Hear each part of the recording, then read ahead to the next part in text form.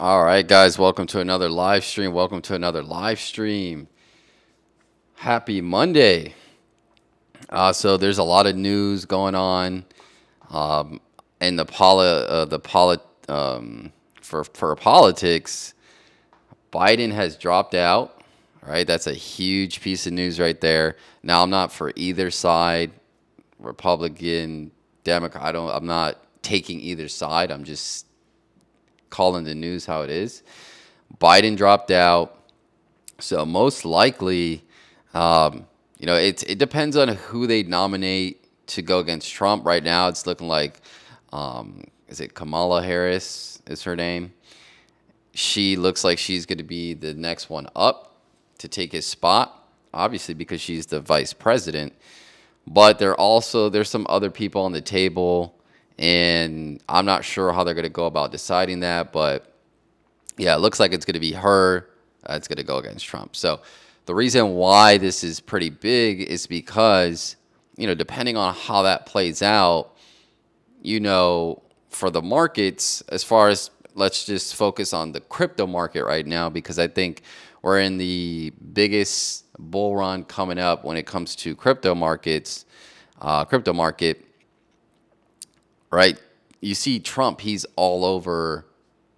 I think he's going to the BTC conference as well in Nashville this week. So who knows what he's going to announce there, but he's pro crypto, right?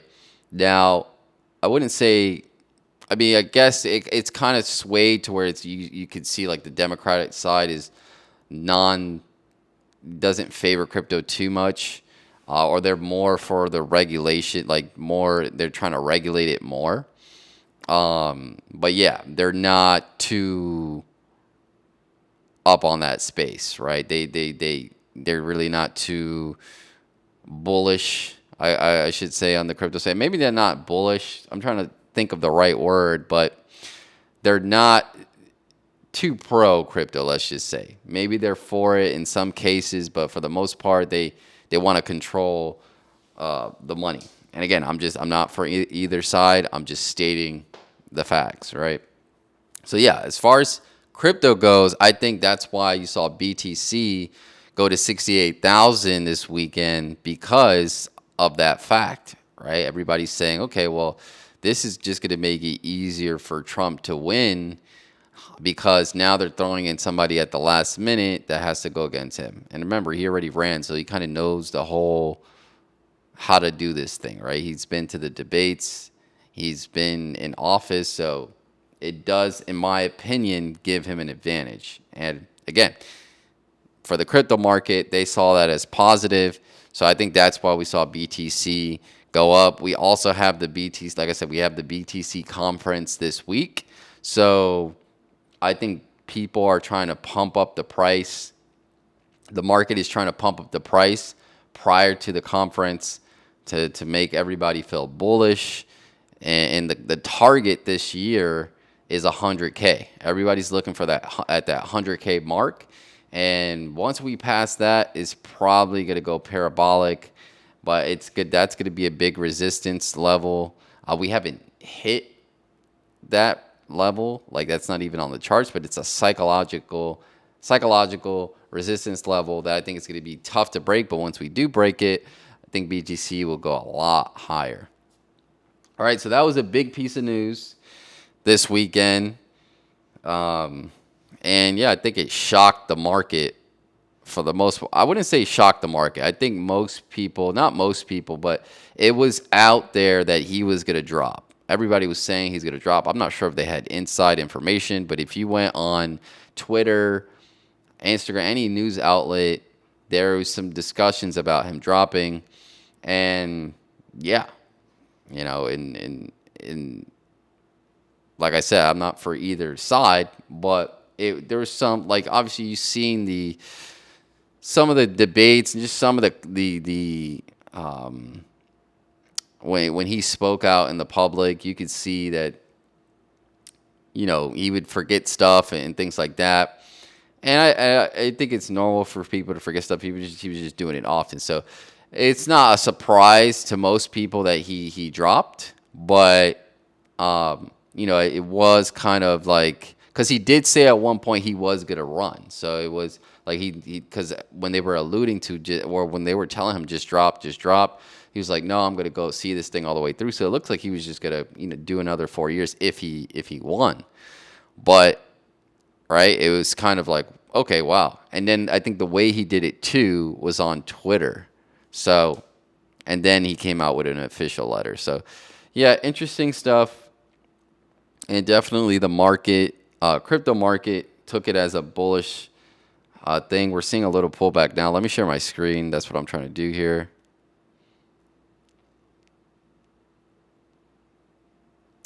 Let me share my screen. Okay, cool. All right, so yeah, so that was the big piece of news. Biden dropped out. Pretty bullish for the market, for the crypto market, like I said. Now, if we look at this other stuff, so it says at the top, it says the AI Caesar behind Harris' big AI focus. I'm not sure what that is. Let me see. Um,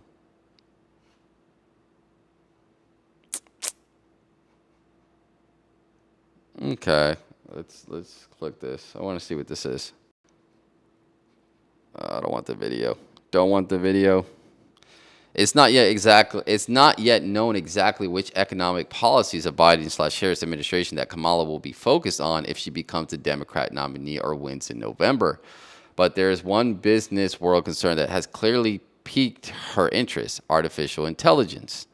The current vice president has been called Joe Biden's AI Caesar, and has been at the center of the White House approach to an issue likely to be in a front and center worry for the next president, whether it's a Democrat like Harris or a Republican like Trump. When Biden signed a sweeping AI executive order last month, VP Harris helped shape the approach and was outstaged looking on.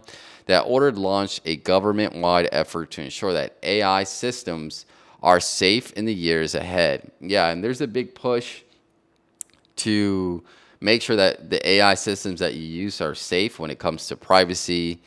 I guess when it comes to, I think the main risk here is when companies use AI systems, they don't want the systems to be biased. They don't want them to leak private information. And so, and it's, I guess for some stuff, it'll be easy, right? Depending on what you ask the bot to do. But I think for the most part, it's going to be hard for those areas to be protected, like privacy and bias, when you're feeding it data and it's kind of just creating it's a mind of its own. So yeah, it should be interesting what regulatory changes get pushed down the pipeline when it comes to AI, because AI is going to be a big narrative, right, for the years to come, I think, and it's gonna definitely bring a lot of money into the market. And yeah, so we'll see. All right, so that's what they mean by that. So if we go back, Buffett's Berkshire Hathaway cut stake in BO Bank of America. So Buffett sells some shares, right? Cuts stake in, I wonder how much he cut it by. So Bank of America is down 1.4%. Reduces stake in Bank of America by 33.9 million shares. That's a lot of shares. I wonder how much Bank of America. Let's see. BOA stock. $42. So yeah, that's like $1 billion, I think, right? Billion. Yeah, I think it's $1 billion. It's around $1 billion, because 4 would be around 120 times 10. Yes, it's around probably close to $2 billion. Yeah, sell off. It says it right there. I'm trying to do the calculation and the numbers right there. So it says sell off reduced the company's holdings by 1.5 billion, although it's continued to have nearly 1 billion shares of the bank in its portfolio. Okay, so it still has 1 billion shares. So it kind of got rid of what is that? Um, they got rid of 33, so it's around 3%. Got rid of 3% of his shares. Berkshire continues to own almost a 13% stake in Bank of America. Bank of America shares fell intraday, trading Monday after Warren Buffett shares. So I wonder what they're going to do with that, right? Anytime a company sells share, especially this company, I don't think he's selling it to take profit. It looks like more of a portfolio reallocation. So it looks like he's going to take that money from the sale of Bank of America and then put that somewhere else because maybe he doesn't see banks doing that well. I think too he'll probably do more of like a technology play with all this AI. Again, they see interest rate. So that is actually interesting too. Because think about it. They're going to be cutting interest rates in September, right? First, most likely, like 99% sure they're going to be cutting interest rates in September. So that means banks are going to make less. So that is very interesting that he's selling his shares because, banks with less interest rates, they're going to make less money. So he knows he's going to get less dividends. So this is actually a very, when you see a person like Warren Buffett sell that many shares, and specifically in a banking share stock, you need to do the analysis and say, okay, they're going to cut interest rates. He's going to get less dividends. Most likely the bank stock is going to go down. So he's like, let me sell now and then reallocate that into something that's going to be high growth. Because when they cut interest rate, high growth stocks are going to be like technology, Tesla, Nvidia, stuff like that. So it's very, just doing the analysis real quick, it's cool to see, why they did what they did. And I think that's the reason why. Berkshire still owns large stake in it. Let's see if they talk about that. Still owns large stake in Bank of America, even with deduction. Owns 999 million shares. Do they go into why? Issuance trends were getting back to more normalized after technical that supporters should for jail. All right, so they don't really go into why. All right, cool. All right, so that's pretty much it. I don't see anything. CrowdStrike, so that was another thing too. CrowdStrike affected a lot of people, a lot of websites, a lot of servers. So that probably affected some of the technology plays. And I didn't check to see what it actually, like what stocks it actually affected, but I'm pretty sure it took a hit. Like I think it was yesterday that happened. Okay. Yesterday, no, it wasn't. It was last week. All right, so let's take a look at the markets. Okay, overall, S&P is up, Dow's up, NASDAQ is up, Russell's up, crude oil is down, gold is down. All right, so let's take a look at the big boy stocks. NVIDIA, how's NVIDIA doing? NVIDIA is 123, so it is up 4% today. It started off down a little bit, then it went up, but it's staying in this 120 area. So who knows? A lot of people say it's due for a correction, but I think, again, with interest rate cuts, it's going to be hard for this thing. I mean, if it takes a dip, it has to dip sometime soon. And then maybe going into, and it could be that the market's already pricing in interest rate cuts. That could be the case too, but who knows? But they're doing well. They're at 3 trillion market cap. And yeah, I think definitely a good long-term hold. But upside is, you have to hold it for a long time to get that upside. I would say at least maybe 100% in the next 2 years. It could come a lot quicker. I could say that. Maybe at the end of the year, maybe at 200 to something. All right, Tesla. Tesla's up 5%. Again, Tesla looks like it's rebounding. Tesla looks like it's heading to take out its all-time highs at 381 on the chart. So, yeah, and again, what's going to push this is actually Elon talked about moving his SpaceX, I think his warehouse or headquarters to Texas. I think he did one of his locations for Tesla, but I think this is for SpaceX that they were talking about. Let's see. Do they have it in the news? Tesla full driving. Moving the most today. CrowdStrike. Let's see. Does it have Nvidia? I mean Tesla moving. Tesla.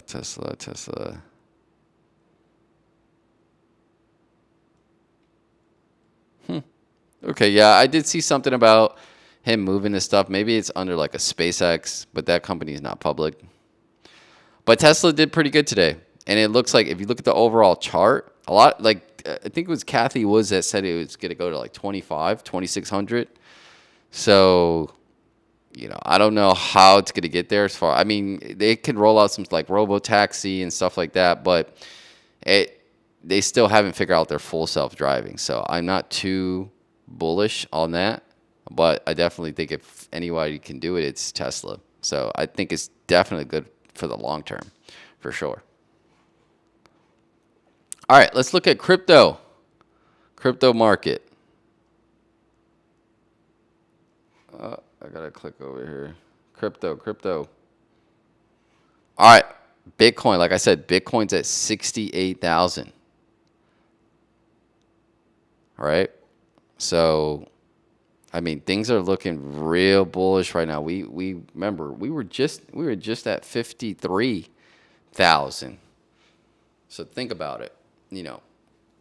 15,000 from 53. It's like close to 15-20% return on your money within like a few weeks. All right, and a lot of people get scared when they do these type of dips right here, from here to here. A lot of people get scared out and they end up selling their position.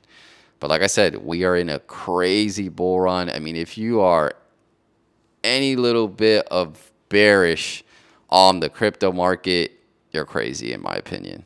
We're gonna go so high, it's gonna be crazy.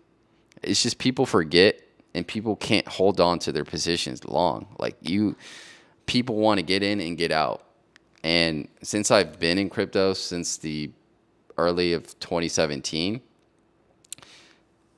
it's it's the long game. If you want to it's quality projects and the long game that is going to get you where you want to be, as far as gains or building out a nice portfolio.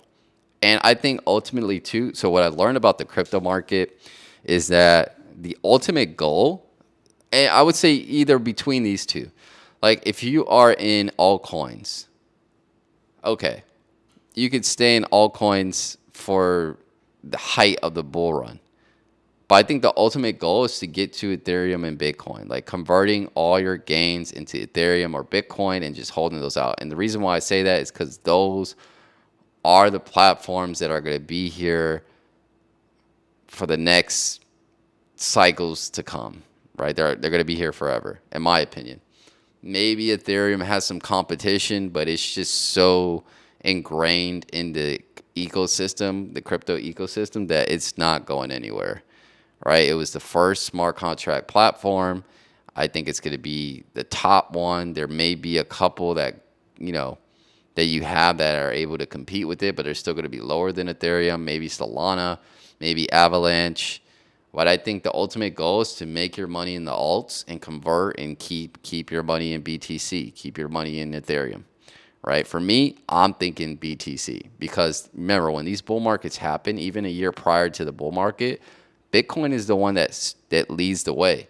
So you get all those gains, right? If you hail so let's say this bull market for crypto ends in the middle of 2025 or the end of 2025. You cash out, you convert all your money into BTC. All your gains that you made from altcoins into BTC. You hold that to the next bull cycle, you're going to do so well, right? That's just my opinion. And you can also, obviously when we get to the peak at the bull market, you could probably cash if but again you'd be timing the top. But I think on a time horizon, you could try to time the top as far as like the end of 2025. But again, we have institutional money coming into the space. So I think it's going to be a lot more harder for the market to fall 60, 70% like it did previously in bear markets.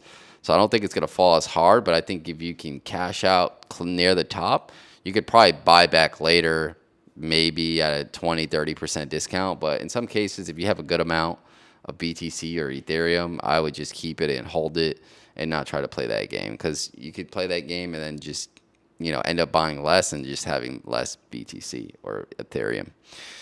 So yeah, so that's so the market is looking pretty good today. It looks like BTC is bouncing back. It looks like it's going to make all-time highs, because remember, after 3 to 4 months, that's when BTC starts to ramp up and starts to make all-time highs. So yeah, very bullish for the space. Very excited. It's an exciting time to be a crypto investor, in my opinion. I think if you end up selling now, it's going to be a very big mistake. You need, this is the time you need to have diamond hands, hold until, I would say, at least the beginning of 2025, right? And don't get scared of these dips. They happen. You get a 20, 30% dip here, but they always come back a lot stronger. And yeah, you definitely don't want to get shaken out, because that's what the market's doing. And also, the stuff you see on Twitter, it's so hilarious, especially if you're in altcoins. You'll see people, oh, this coin's going. You have people taking their time out to go on Twitter and call out a specific coin every day. Every day, calling out a specific coin, saying it's going to zero, the project sucks. If it's going to zero, the project sucks. Why do you cover it every day? The same coin you're covering every day, and you're complaining about the same thing every day. Why would you do that?